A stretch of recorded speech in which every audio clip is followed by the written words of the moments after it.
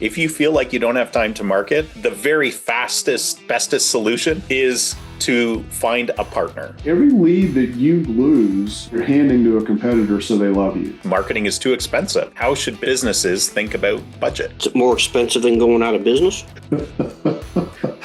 You guys have good follow-up questions back to the question. Hey, welcome everybody to the Marketing Guides for Small Business podcast. I'm Ian Cantle from Outsource Marketing, and I'm joined by Ken Tucker from Changescape Web, Paul Barthel from Changescape Web, and Jeff Steck of Tylerica Marketing Systems. So welcome everybody. Today we're going to be talking about excuses. Excuses. I don't want excuses, I want results. I just always wanted to say that when I was in the corporate world. But today we are calling out the most common excuses that stop small business owners from marketing and showing you what to do instead. Think, I don't have time. I know you thought I paused there, but I didn't. Marketing is too expensive, or it didn't work the last time I tried. We will share some stats, some mindset shifts, and simple actions to help you market smarter. So let's dive in. And Ken, I'm going to start with you. Okay. The first excuse I thought would be good to talk about, because I think this is actually one of the biggest ones, according to the stats I saw. It's I don't have time for marketing. So my question for you is, why is this mindset so dangerous, and what should business owners do instead? Yeah, well, it's only dangerous if you don't want to keep your pipeline full and keep growing. So if you're fine with that, then it's not that big a deal, I guess. But for 90+% of small businesses out there, you have to keep marketing. You have to. We all have experienced. But we all get busy, right? We all are working, on client projects, up on a roof, treating patients in chairs, whatever it is, and we lose track of that time, and we drop off our marketing activities because many times we're all trying to do at least a little bit of marketing, and then all of a sudden we don't have any patients or customers or clients coming in the door. So you got to keep after it. You got to keep doing it. So this is not really a valid excuse in my mind. There are so many different ways that you can deal with this. First of all, you have to have processes in place. And that could be a fairly simple process. It could literally be blocking out 1 to 2 hours a week to just take care of certain marketing functions that you want to make sure are absolutely done. Using automations and AI these days has been a real accelerator for many businesses. If you're doing your own marketing, obviously you need to vet everything you do with AI, and the quality of the output you get is only as good as the quality of the input that you put in. So you need to ask sophisticated prompts, and it needs to be conversational to make it better. And you need to challenge AI to give you better output. Don't just rely on the first thing that it spits out when it says, write a 500-word blog post on topic X. That's going to be very average content that's not going to do anything for anybody, other than checking a box. Oh, cool, I got a blog post. All right, nice job. So you really need to think. You need to prioritize time to do this. It does, depending on the nature of your business and what you're trying to accomplish in your growth goals. You just setting aside some dedicated time, outsourcing it. If you're too busy, then that means that you probably are busy working in your business, which usually can be a good thing. I mean, it usually means that you're serving customers, patients, or clients. So take a little bit of that money that you're bringing in and reinvest it. Now, if you're so busy and so swamped, the inclination is, I don't want to spend any time or effort on marketing because I'm turning away clients. And that can be a valid concern. I mean, during COVID, a lot of home services contractors got absolutely slammed. Paul, I think, talked about a couple of weeks ago where there was a big hailstorm in St. Louis where, he requested a quote or for somebody to come out and give him an estimate on his roof. and people didn't call him back, And so you still need to be responsible, even if you're not marketing, even if your pipeline and your current workload is absolutely full.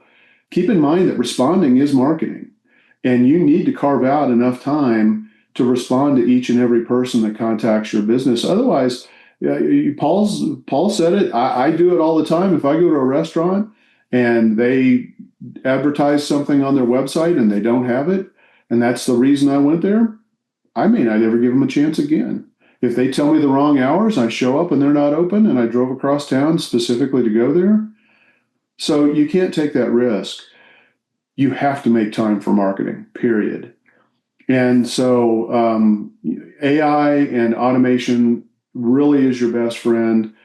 People need to get over this fear of AI. We're not talking about the Cylons from Battlestar Galactica that are coming to get you right now. They may be in the future, but right now, in order to stay competitive in the environment and with the economic stresses that we have going on in the world, you got to leverage everything you can to be as efficient, economical, and as competent as you can. So just do it. Sorry, Nike, but just do it. You got to just do marketing. And if you're too busy to do it, you need to hire somebody or outsource it to a trusted agent that can take care of it for you. It's amazing to me how little time small businesses spend on their own marketing. And I think you shared a statistic with me, 56% of small businesses spend an hour or less a day marketing. And we know the chronic problem with not ever following up.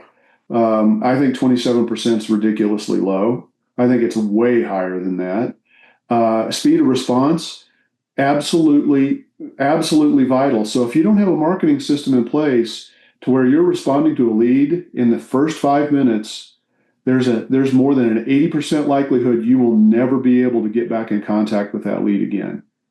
And but here's a bonus. If you are the first to respond, there's a 75% likelihood that you're going to win the business irregardless of price. So there's just no excuse. If you can't do it, you need to automate it and hire other people to do it. And if I can jump on a couple of things you said, the first thing that came to mind as you're talking through is some businesses just don't want to do it. They have I've got all the leads I need. And that may be true for some lifestyle businesses that don't want to grow. But for most serious businesses that want to increase their profits, increase their revenues, grow, you just got to do it. Peter Drucker, a quote I've used before, said, there's only two things that make money for any business: innovation, the product or service they're selling, and marketing. You have to have somebody to sell it to. And then everything else is just a cost and expense, and of course seek to minimize that. But if you seek to minimize your marketing, you seek to minimize something else in your business. And that's the second point I would make is take Ian's question, I don't have time, or the statement, I don't have time for marketing, and do a word substitution. What does marketing do for your business? Brings you the right customers, helps you grow, and then substitute that into that word. I don't have time to find the right customers. I don't have time to grow my business. Nobody would say that. Nobody would buy into that. Nobody would agree to that. So get over I'm not a marketer. I don't know anything about marketing. Do some self-education. That's how I got started coming out of the corporate world. And that led to going all in on marketing. And if you're not inclined to do self-education, then align yourself with somebody who can help you. You, like you said, we don't want to get into copyright infringement, but you just got to do it. I think Sandler in their sales training said you don't have to like it, you just have to do it. If you're serious about the business and growing, you got to do it. And then the last point about the statistics, here's another extension of that. So if 56% of SMBs spend less than an hour a day on marketing, what if you're the one that spends more? You're in the minority, and you're establishing a competitive differentiator and an unfair advantage compared to the other businesses in the same space. So if you're chasing the bottom, if you're like competing on price, then establishing your value and finding the right people who appreciate it and are willing to pay for what you offer, that's what marketing is going to do for you. Assuming you're working on the right things. Yep. Great points, guys. I love it that you brought in just the idea that there is no excuse for not having time. I would suggest that if you feel like you don't have time to market, that the very fastest, bestest, is that a real word? Bestest solution is to find a partner, right? Find a trusted marketing advisor slash agency that can listen to your needs, understand your ideal clients, and help you market within your budget or stretch you slightly so that you can then take that new revenue and reinvest it back in your business. But I would even suggest that that's a better option than trying to learn it yourself, unless you have no money either, right? If you're a startup without investment, or I actually don't think AI is the right solution for most businesses that feel they have no time, because that is a rabbit hole you probably don't want to go down. You want to find a partner that's leveraging AI for your benefit, and that will it'll free up your time and it will help you achieve your goals. So that's a good point. Not slagging AI at all. It's just, we all know that we spend enormous amounts of time, energy, and money on our AI tools and getting them to do what we want them to do. So that's, and we're in the business, right? And since the AI tools are basically a productivity or an efficiency enhancement, that means that whoever's driving them for you should be able to provide better value to you. Yeah.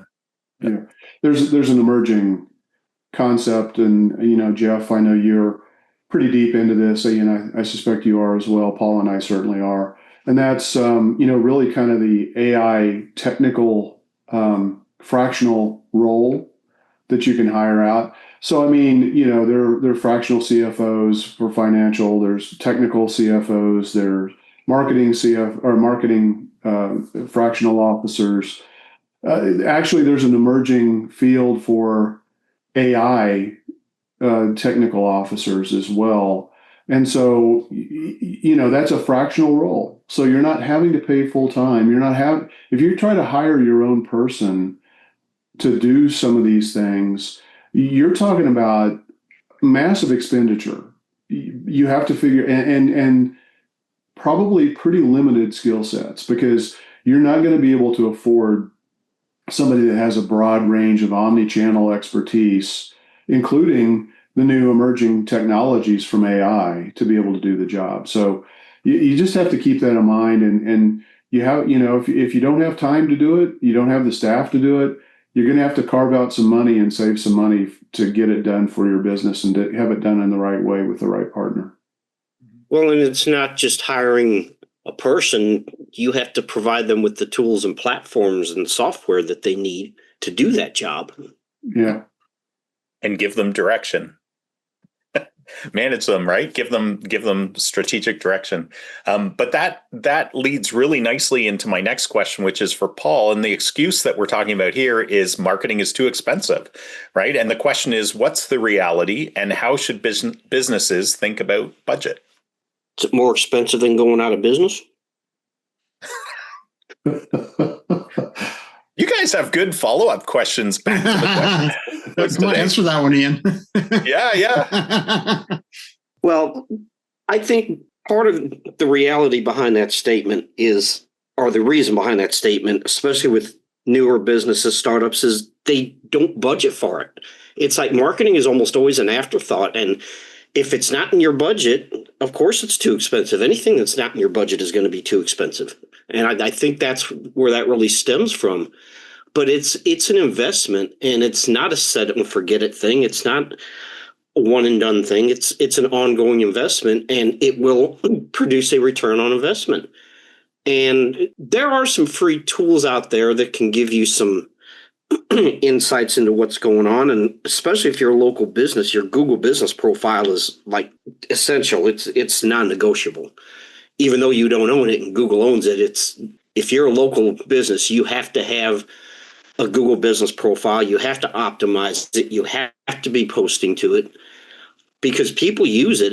We talked about this a couple of weeks ago about Google business profile and how it interacts with different things. And I'm not going to get into that. You can go listen to the podcast. But when we talk about how much you should spend, and this is going to depend on the age of your business, your competition, what industry you're in. But, anywhere from 8 to 10%, I would say is kind of a minimum, unless you're, $5 billion a year company, you might not have to spend 10%, but like I said, you need to think of it as an investment, not an expense, and you need to track the return on that investment, and that will help you determine how much you're spending. Because if your competitors are investing heavily in marketing and you're not, you're going to lose. And especially with the new AI tools that marketing companies like us are using to help their clients, I don't want to get in trouble here, but you as a business owner probably don't have the knowledge and expertise. And I think if we're getting to a point where you can't effectively have a marketing campaign without using AI to some degree, whether it's in your CRMs or the SEO platforms that we use are all incorporating more and more AI technology, because there's just so much out there that what you could do as a person 5 years ago in, say, SEO, you simply cannot do that today without the help of AI. And as your business grows, and scale your budget accordingly. But if you think marketing is too expensive, then you need to look at it as an investment, not expense. Yeah, I mean the key there is, do you want to grow, right? And I think Jeff raised that. You've raised it. Jeff mentioned that. Yeah. Like if you, and Ken kind of started off yours that way too. Like it's a choice. Nobody's forcing you to market yourself, but we all exist in a competitive environment. If you don't, that's good for you. But I have never talked to a business that's been around for 5+ years that doesn't feel the competitive nature of their markets. And one thing I've noticed is that, if businesses are 5+ years old, even some of those, especially in the trades and some of the other businesses where they don't have kind of the pressure to market themselves as much sometimes, even though they should. Sometimes I find that they really haven't jumped into investing annually into their marketing efforts. And I use that term investment very strongly, right? Because what you said, Paul, is so true. If you invest, you should receive a return on investment, and then you can reinvest that back into your marketing efforts and continue your growth. I think there's been quotes out there so many times, but I know Tony Robbins said it as well. Like and he meant this on a personal level as well as a business level, that if you're not growing, you're dying. So you have a decision to make as a business. What kind of investment are you going to put into your today's growth, but also into next year's growth? Because what you do today does affect what happens to your business 3 months down the road, 6 months down the road, a year down the road. I would like to just add, when somebody says marketing is too expensive, what is the cost of a lost lead? Mm-hmm. Think about it that way. Every lead that you lose, every lead that you miss out on, first of all, you're handing to a competitor, so they love you. So, keep doing that. You're going to become best friends and the most admired company by your competitors, but not customers, because you won't have any. But put a price tag to that. Seriously, do that and look at your numbers and realize, for every missed opportunity or every lead that you want to get that you're not getting today, what is the value of that lead? And you got to think about it from a transactional perspective. What does that mean right now for this one transaction, but also customer lifetime value? How many times do they keep coming back? Or do they refer you to other clients where they're doing their marketing for you, so you're not having to spend as much to acquire each brand new customer, because you're getting referrals from trusted partners or from customers? Put those numbers down on paper, give that some real strong thought, and then tell me marketing's too expensive. Yeah. Well, I love it that you brought in the lifetime value, Ken. That's so important. The other thing I'd add, when Paul started out his answer, somewhat flippantly, but really, the point is it, what's the cost of going out of business? But My flip answer or direct answer, if somebody says marketing's too expensive, I would say, well, then you're not doing it right. And we've talked about budgets before. We had a podcast not too long ago where we spent, I think, the whole podcast on setting budgets. But if somebody says marketing is too expensive, then I'd say, oh, why do you say that? And they're going to get into experiences. And I mean, when it comes down to it, if you're doing your market right, it will be creating a positive return on investment. And if it's creating a positive return on investment, why wouldn't you do more of it? Right. So anyone that says it's too expensive, one of the symptoms of that statement can be, well, I don't really know what I was doing. So I tried just, boosting a Facebook post and I didn't get any more leads. So marketing doesn't work. You get a lot of single tactics that weren't implemented properly, that didn't work. And therefore all marketing is suspect and doesn't work. Or it could be that they've worked with the wrong agency. They have the wrong messaging. They weren't finding the right. There's a lot of reasons. You can't just say, oh, it's too expensive. Because if it's done right, it's not too expensive. It is the engine that drives the growth of the business. Yeah. A guest that we're hoping to get on here soon, Perry Belcher, talks about 3 reasons why people don't buy. First is they don't trust the product. So if you're that kind of goes to what you just said, Jeff. If you're not marketing correctly or using the right channels in the right places or to the right people, then there may not be any interest or trust in your product. The second thing is they don't trust the seller. They don't trust who they're buying from. And so if that's the case, then you've got a deeper problem you need to solve, and you need to get on that right away. And then the third thing is they don't trust themselves. And I think that also goes to businesses that are doing the marketing. They don't want to invest in marketing because they really don't have the confidence that what they're selling really is the best solution for a customer, or that it is something that is needed. And again, if that's the case, you're in the wrong market, you're in the wrong business, you're selling the wrong things. You need to really think about all of those things. But those are the three reasons why people don't buy. And they all roll into this idea of, I can't do marketing because. Yeah. And this leads nicely into the next question, because we were talking about how marketing that doesn't work, or bad marketing, is very expensive. And so that leads into my next excuse that I wanted to ask Jeff about. The excuse is, I tried marketing and it didn't work. We've all heard it. I know we have. We've talked about it. And so my question to you, Jeff, is what's usually going on beneath that statement? Yeah, and I want to say thank you, Ian, for serving me up this nice, juicy softball to swing at. We kind of started getting into that when, I guess maybe subconsciously, I knew I was coming up next on that question. But yeah, again, if it's too expensive, it's probably because it didn't work. And then the question is, I tried it and it didn't work. Well, there could be a lot of reasons for that. I see businesses that want to just test the waters. They want to try something with a very small budget. And you can do that in some things. If you want to run a Google ad campaign, you want to know which ads are going to get attention, which aren't, maybe you can do that. Not so much anymore. You used to be able to do it all day long. But if you say, well, I'm going to spend $500 on marketing my business, and you try and be everywhere at once, you're nowhere with any great confidence, with any great assets, good looking assets, adequate coverage. There's a lot of reasons. So I think the first one is that when people say, I tried marketing, they're just, I'm not really convinced it's going to work. I'm just going to test the waters. And then it's a self-fulfilling prophecy. They don't put enough into it. They don't get enough out of it. So that's one thing. Fundamentally, if you go to the beginning, before you can test the waters, before you can try something, you got to know what to test, where to test it, how to test it, who to test it with, which means you need strategy. Right. So we're all big proponents. We all, come out of the duct tape marketing framework. Methodology is the way I describe it. And step one, strategy first.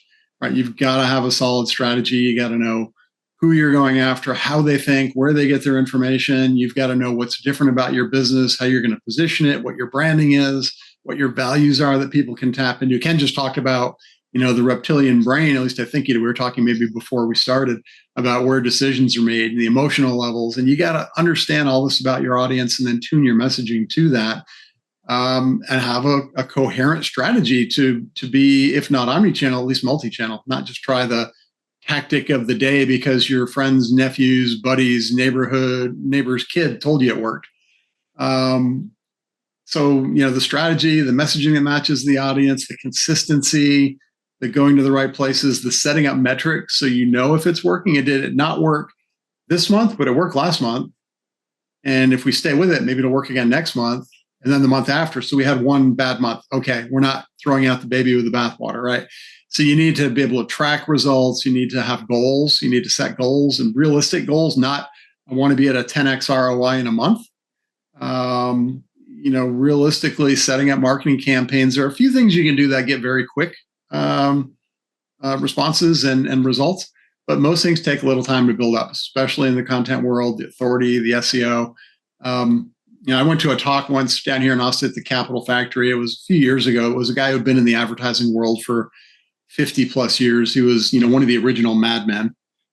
And he said something that stuck with me since then. He said, every form of advertising or by extension marketing will work. It's just a question of how long you have to stick with it and how well you expect it to work. And how much money you have. Yeah, well, that then translates into how much money you have. So the goal then is to figure out what works quicker, but not instantly. Don't expect instant results. So back to the, what's going on beneath the statement of I tried marketing, it didn't work. Maybe, you didn't have a big enough budget. Maybe you didn't go in the right places. You didn't have the right strategy. You didn't stick with it long enough. You can't make, marketing is a constant exercise in experimenting and trying new things and A/B testing and shifting tactics, shifting social media platforms. It's constantly evolving, but at the same time, it doesn't change very few things overnight, right? Something that's working today is probably not going to fail miserably tomorrow. It might next month, it might next year, but the rapid fluctuations, and if they do, like Google has made some algorithm changes that I think back in March or so, they really tanked search results for a lot of companies. And then a month or so later, they start coming back up. So, there's a constant experimentation, constant monitoring, but don't expect instant results. And when you change something and try something, don't expect instant results that are going to make you say, "Oh, it didn't work." I'm gonna jump. So, what are the takeaways? Strategy, structure, expectations, having realistic goals, tracking things. All of these kind of come into play, and that goes back into the most business owners don't have time for all that. It is a complicated process. If it was easy, everyone would do it. And the statistic is that, more than half the business owners don't do it very much. So that takes us back then to get help, read books, get in online programs, hire a consultant, hire an agency, fill in the gap, hire an employee to fill the gap of what you don't know. And when you're talking earlier about find somebody who can, even potentially to the extent of, a lot of businesses, when they're in growth mode, they go out. I think Gary Keller's book, The One Thing, is find the one thing you need to propel your business forward. And that might be bring on a marketer as a partner, right? Share a piece of your business with a marketer. Find somebody that complements your skills. If you like to be out in the field selling, but somebody doesn't, they like to be back in the office working on marketing, then the two of you together would be a great partnership. So yeah, it's approach it holistically, stick with it, have a strategy, and don't give up too soon. Be realistic. Yeah, I love it, Jeff. You reminded me of, early in my marketing career, I learned that every marketing campaign, every marketing strategy, it's almost like in battle where you hear that, no plan ever. What's the term? You know it better than I do. Survives the first skirmish, I think. No plan of battle survives engagement with the enemy. Exactly. And I remember learning very early in my marketing career that every single marketing strategy, tactic is a hypothesis that may have been proven many, many times in many, many different environments. But until you actually, just like you would in a lab and you start to mix ingredients together in a chemical lab, when you start to do that with your marketing strategies and tactics in the environment that your business is in, the tried and true methods will probably work just as well there, but you don't know until you start to mix those ingredients, and it might fall flat. You might get those effervescent bubbles that are creating great leads for you, whatever it is. But it is a hypothesis until it's put into play. It is a battle plan until it meets engagement. And it's more than single tactic or a one trick pony. And that's, I think, also where a lot of agencies, I mean, one of our goals with this podcast is to demystify marketing, right? Yeah. And I think, a lot of agencies, they're one trick ponies or maybe two or three, but they're not holistic. They're not strategy oriented. They're just going to sell you Google ads. They're just going to do SEO. And I laugh. I drive around. I'm still old enough that I listen to the radio in my car while I'm driving around. And the radio station is advertising, helping you with your digital marketing. And I'm thinking, well, what's their primary goal? Their primary goal is to sell radio ads, which they work for some markets, but for a lot of businesses, they don't work the way they think they're going to. That's their primary goal. So why are they the experts on digital marketing again? You've really got to take a multi-channel, if not omni-channel approach. You got to find somebody who's well-versed in all that and not work with the one-trick ponies. Those are the guys who are going to lead you into stuff that will cause you in 6 months after they've collected a bunch of money for you to conclude that doesn't work. Well, that, just your example of radio ads, like there's nothing wrong with radio ads, right? They can work for some businesses, just market, like you said. But just as an example, we were hired by a dentist who had been doing radio ads. They were spending $23,000 at the time per year on radio ads, which isn't massive, but it is a substantial amount of money that we could easily prove that, hey, we could take that $23,000 of annual marketing spend, put it into digital channels and boost your leads and patients, right, significantly more than they were experiencing through radio ads. So again, it goes back to like having a trusted advisor can be super helpful to your business. Mm-hmm. Ken, Ian, yeah. Real quick, you had said they were spending all that money on radio ads, and you said it's not a massive amount, but when you think about it, it kind of is. Because radio is a broadcast mechanism, and how far are people going to drive to go to the dentist? What is it, like a 3-mile radius? Yeah, I mean, this one was not very localized. It had kind of 3 main pockets, but it was kind of in cottage country a little bit. So it did have a pretty unique listenership, but I agree, like it wasn't highly targeted. It was great for kind of broad announcements, but not the trackability of it was very poor as well, right? You couldn't measure it very well. So we were able to fix that. But this leads very well into a question or an excuse that I wanted to talk to Ken about. I don't know where to start. We've kind of talked a little bit around this already, but the question I have for you, Ken, is how can someone move past overwhelm and just begin? You talked about just get started, right? Yeah, just do it. Yeah. So, obviously it depends on the nature of your business. If you're selling online products and you have an online store, no physical presence, and you don't go to customers, that's a completely different animal. If you're serving customers where you go to their place of business, that's a different animal. If you're, having people come to your place of business, another animal. But the latter examples, a service area business where you're going to your customers in a localized area, or you're having people come to your business, is really the heart and soul of what I think most of the time the businesses we're working with. And so you need to think about what do you need to do to have an effective local presence to get those local customers in that local market.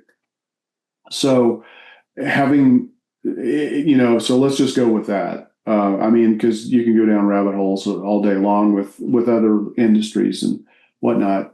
So the first thing, I think you have to have a website. You got to have a minimum of a 1-page professional website just to be seen as a credible business. So if you don't know where to start, look at your website, have it evaluated by an expert. Chances are you're immediately turning away people and losing opportunities, losing visitors that would like to be trying to do business with you, but they don't find what they need in the website. I heard a statistic from Perry Belcher again last week. I was at a workshop with him for 3 days. We have 50 milliseconds from the reptilian part of our brain to tell people whether it's safe or not. So if they land on your site and they don't know immediately what it is, and you have the wrong color schemes and it screams danger, the caveman part of the brain is going to run. So you got to start with your website. It is the place. It's a prerequisite. It is your modern, at a minimum, it is your modern day business card. Even if you're a referral based business, the people that are referring you, 9 times out of 10, they're going to go look at, they're going to do a Google search and they're going to see, do you have a Google business profile and do you have a website? People trust the information a lot more on a website than they do Google profiles. That's a Google statistic, by the way. Google flat out says people find websites more trustworthy than Google business profiles. That's where they're doing deeper research. If people have a need and they're ready to take action, they may have already done a lot of pre-research, right? So they may have already done a lot of work. The reality is, for local businesses, 60 to 70% of all phone calls or clicks happen for the businesses that are in the Google 3-pack. So you've got to have a Google business profile if you're a local business. In order to make that Google business profile show up in the top 3, you got to have a website 9 times out of 10, and you got to have great, strong, steady stream of Google reviews where you're responding to each and every review in a timely manner. So that's kind of the core 3, I think, that are just really essential. Beyond that, I think, you got to look for things that can drive quick wins if you don't know where to get started, because chances are, if you don't know where to get started, you're skeptical as hell about marketing. You don't want to make any investments. So let's pick some things that are going to generate some quick wins and some revenue, and then have the mindset that you should be reinvesting, some of the profit that you're getting from that new business into developing a more robust marketing plan. So things that are great for that, AI voice and AI chat, because you cannot afford to miss a single phone call or a single lead from your website. If people are calling your business, older demographics tend to call, younger demographics tend to engage with chat. Not 100%. I mean, there's obviously a lot of variance in that. But you need to have a system that can answer questions, build relationships, and book appointments as fast as possible. When people are ready to take action, you cannot afford to miss that opportunity. You just simply cannot afford to do it. Every time you miss an opportunity, it's literally costing your business. If you're a restaurant, $30-$50, because you lost that diner or their party. If you're talking about, a high-end kitchen remodeler, kitchen or bath remodeler, you're talking about $30,000 or more. So you can't miss those leads. You got to have a lead capture system, and you've got to plug all of your leaky leads. From there, I think, you've got to look at, reactivating your past and existing customers, letting them know what other services you offer, getting them to buy additional things from you, because you've already removed the barrier of doing business with you. They are already your customer. They're much more likely, and it's much cheaper to get them to come back and buy again, or to buy a different solution or service from you. So in order to do that, guess what? You got to do email or text marketing. And in order to do that, you have to have a customer database. So investing in a customer relationship management system is really fundamental to building a list and being able to grow and stay top of mind with your current customers, and also building the automations and using the AI agents to be able to provide that rapid response. We've talked about speed of response already.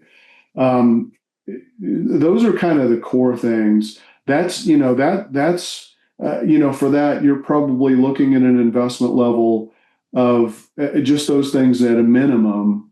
Plan on $1,000 a month, and that's just a general rule of thumb. I mean, it depends on the competition levels and the size of your market, and also, factor in what is the value of a client. I mean, if the value of a client is $60,000, you should be prepared to spend a little bit of money to make sure you're capturing those leads, because chances are it's a pretty competitive market, because who wouldn't want a $60,000 lead opportunity, right? So you got to do that. I think then you need to start thinking about, how do you make sure that your business is found? So having a website and a Google business profile, and even if you have a pretty good stream of Google reviews coming in, that's not sufficient for most businesses to be able to help you show up in the Google 3-pack.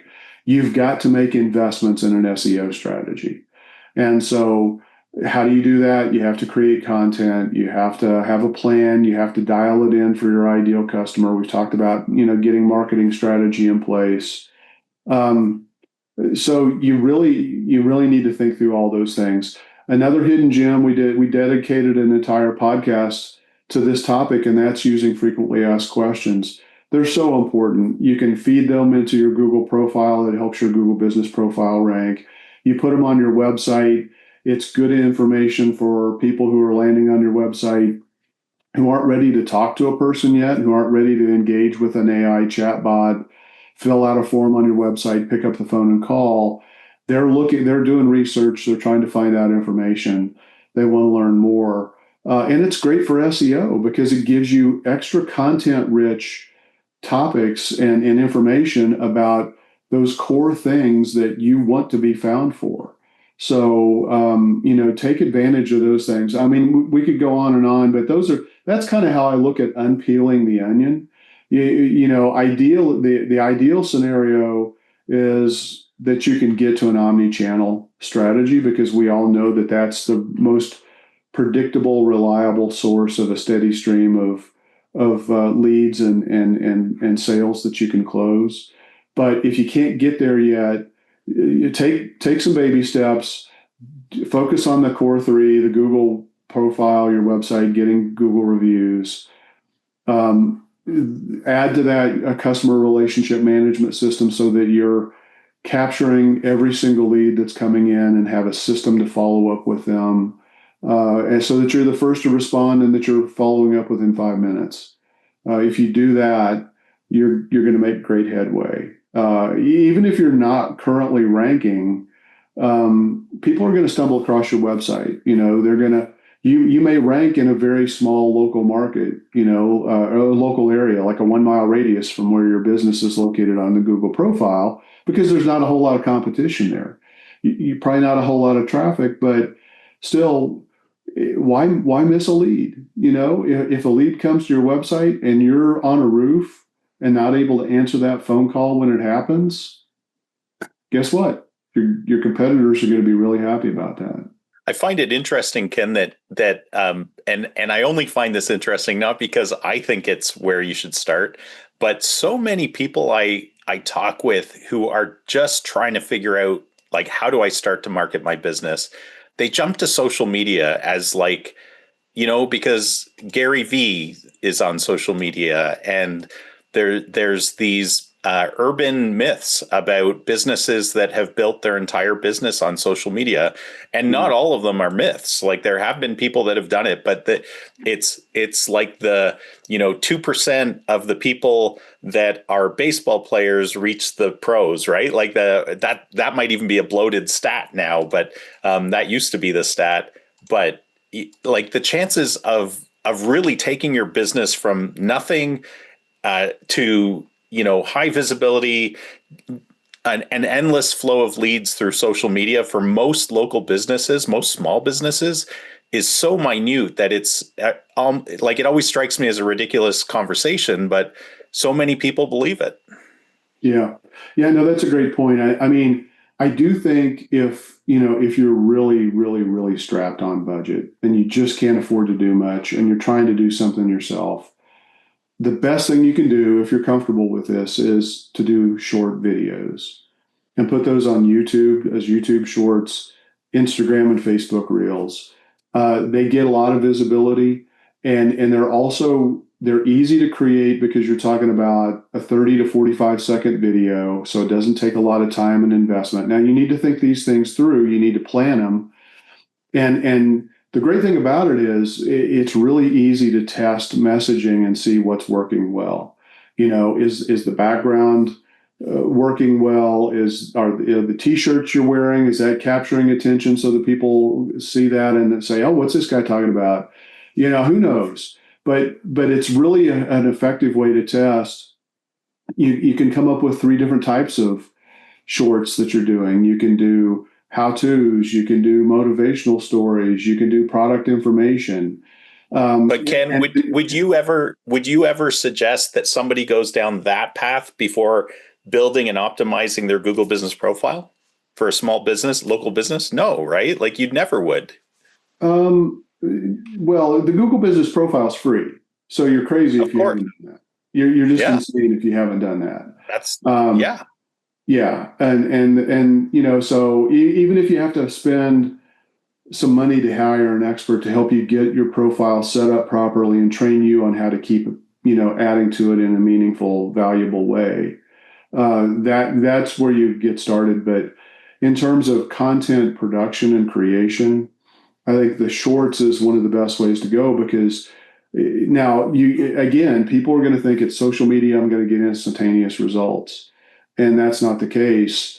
But it's typically like if you do a YouTube short a day or 3 a week, 5 a week, something like that, you're probably still going to have to wait for 90 days to see significant impact on whether or not those things are working. And they may not work. But and even then, it's not locally targeted necessarily either. That's right. True. And if you don't have a social following already, right, for social media shorts, where's the visibility going to come in? I mean, you can do some tagging. You can do some things to localize, how those are seen. But I think again, you have to bake it all into the strategy. But social media in general is not the silver bullet that everybody has always thought it is, because they always think it's free.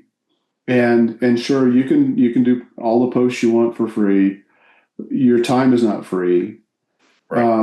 And the reality, it's a little bit better now than it has been, thanks to TikTok. Even if you're not using TikTok, the algorithms are now allowing discovery again based on what people's interests and likes are instead of who they're following.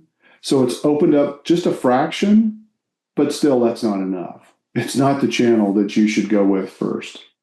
And I think we actually stole some thunder from Jeff's upcoming question, which I didn't mean to do. We went way down that path more than I meant to. But let's move on, because we've broached this topic, but this is a really big one and a very important one. And I'm going to direct it at Paul. And the excuse is that we rely on word of mouth. In fact, we've never needed to do marketing because word of mouth has always worked for our business. So the question is, why is that risky in today's landscape, Paul? God, I don't know where to start. You can't, it's not scalable, first of all, and you have no control over it. And the amount of people anyone knows is finite. So at some point, people are going to run out of people to tell about your business. And most people, even if someone recommends a business, they're going to go online and research it. They just are. It's just something people do. And that doesn't give you, I think it was Ken was talking about this omni-channel approach, that word of mouth is not an omni-channel approach. And people aren't going to, if you're relying on word of mouth, that doesn't give you a Google business profile. It's not a website. And why would you ignore all these other channels? Because I can pretty much guarantee your competitors aren't relying solely on word of mouth. If they are, then maybe you're okay, but they probably aren't. So, and it's reduces your visibility. It's, it's like you see the like service truck or trucks driving around and they have a magnet on it with their name and phone number. And it's like, well, why would I call that phone number? They don't even have a website listed.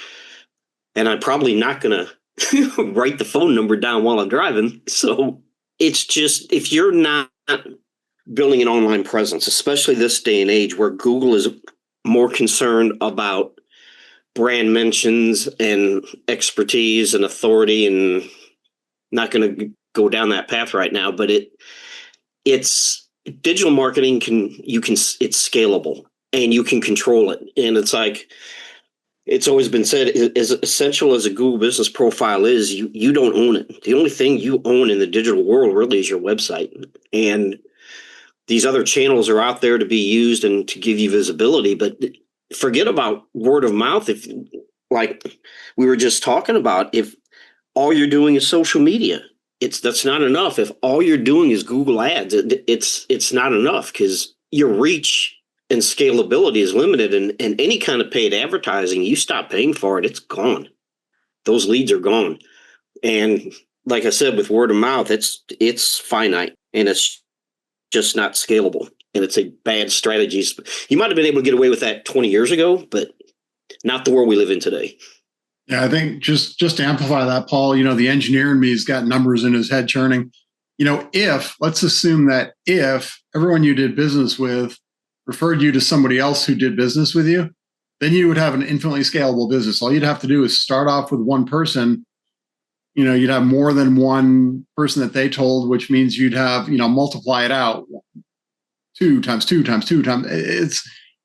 You dominate, you win the world. Obviously, that hasn't happened. And the reality is, because you may, through word of mouth of your existing clients, existing customers, you have 100 of them, maybe you'll get 10 new clients from it. It's not the kind of growth and the sustaining growth that most businesses need.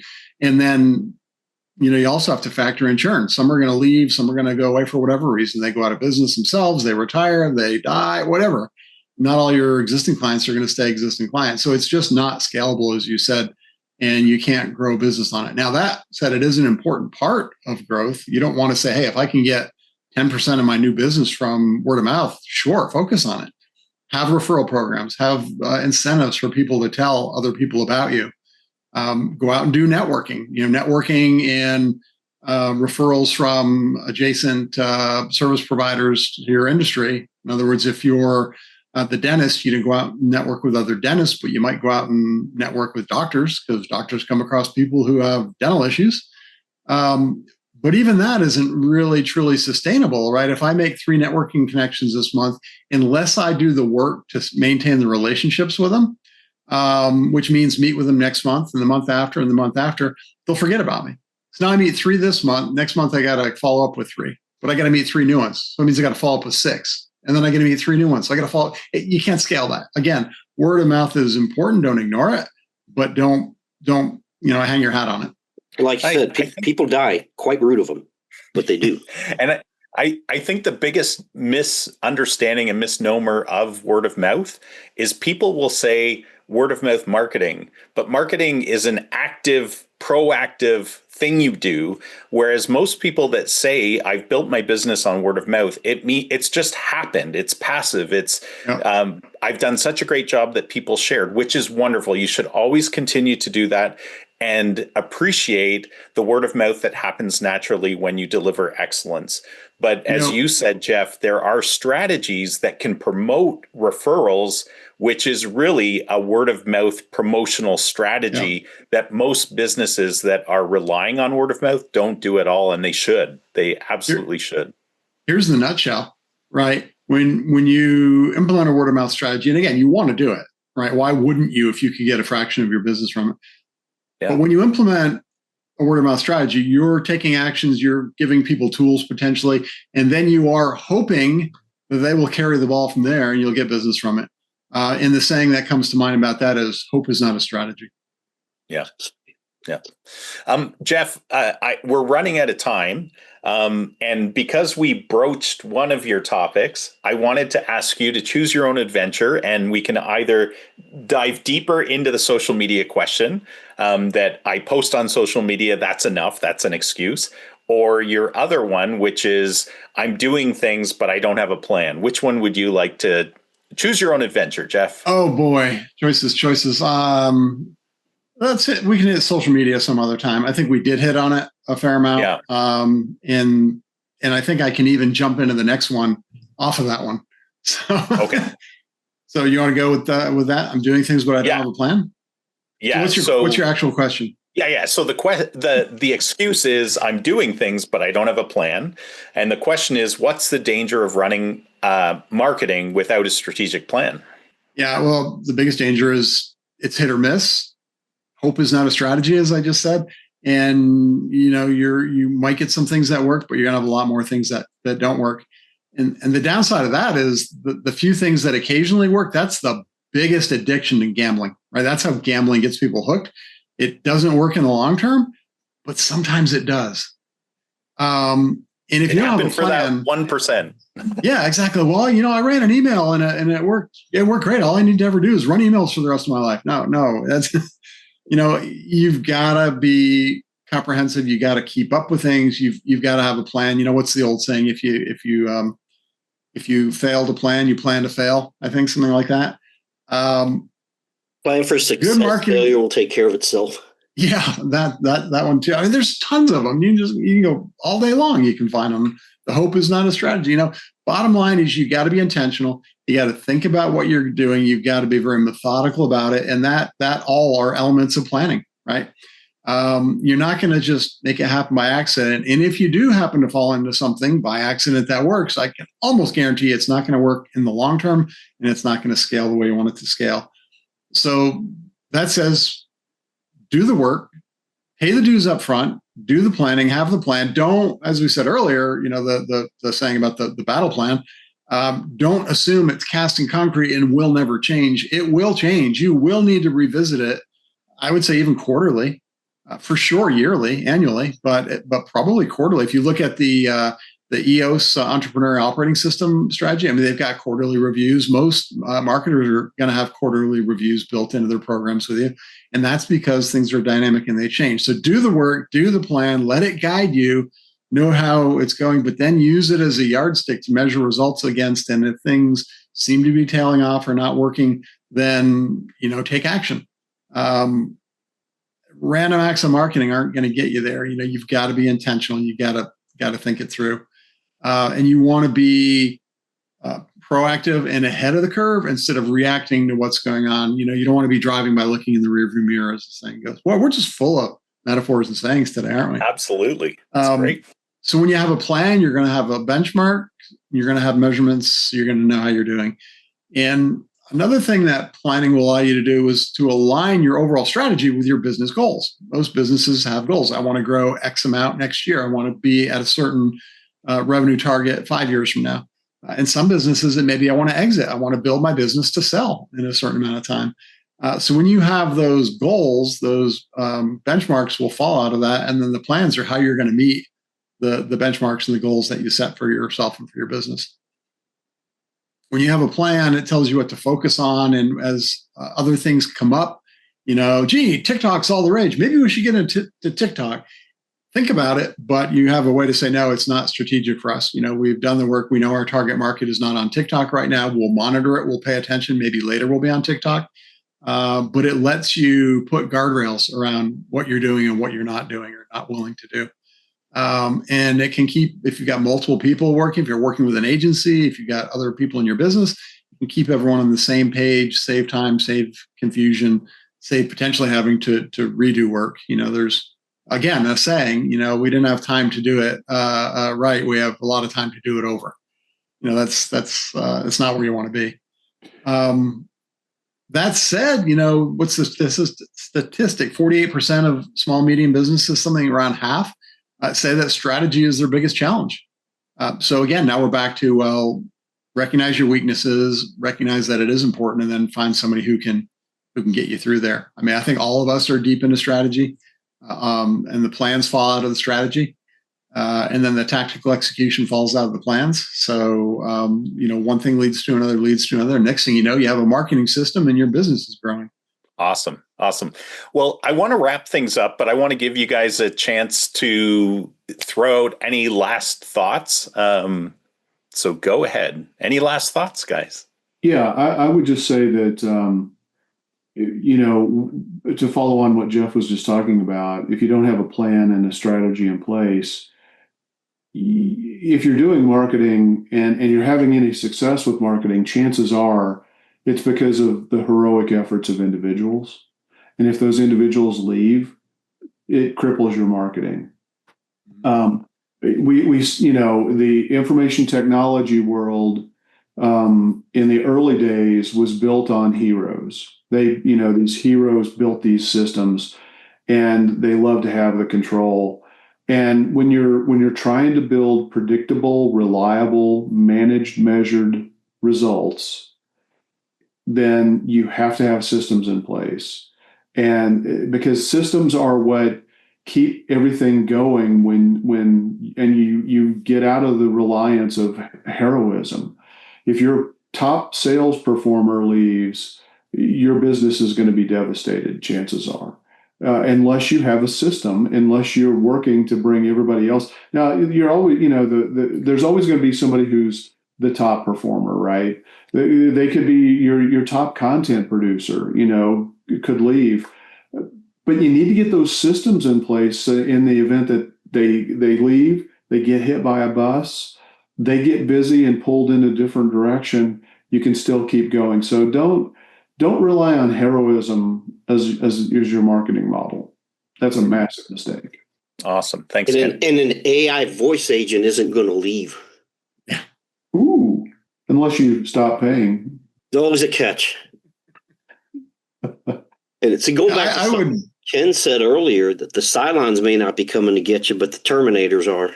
I prefer to think, when I think of little red lights going back and forth, I prefer to think a kit rather than the Cylons. Nice. Remember Knight Rider? I'll go back to the title of the episode, the top excuses that kill your marketing. Really, there's only one main excuse, and it's not an excuse. It's that you don't care about growing. You don't care about the longevity of your business. All the rest are just symptoms. And it's easy to use symptoms to rationalize, something deeper going on. But these things are all easily overcome. It's just a matter of, are you willing to do it? Or are you willing to get the help from somebody to do it? If not, then the excuse is, you're not, to be blunt, to maybe be a little unfair, is, well, then you're not serious about growing your business. All right, I'm going to have a lot of hate mail coming, but. Well, that's some tough love from the marketing guides today. This was a great discussion, guys. Thank you so much. Let's wrap it up. For those listening, if you recognized your own mindset in any of these excuses, especially the big one that Jeff just finished with, it's okay. You need to recognize it for what it is, right? But now you know what you can do instead of just using that excuse. And if you need help, reach out to any of the marketing guides. We are here to help businesses like yours grow. Marketing doesn't need to be overwhelming. It needs to be consistent and aligned with your business goals. So if you found this helpful, smash that subscribe button multiple times. Leave a review and share this podcast with someone who is stuck in marketing procrastination. Thanks for listening, and we'll see you next time. And until next week, keep calm and market on, folks.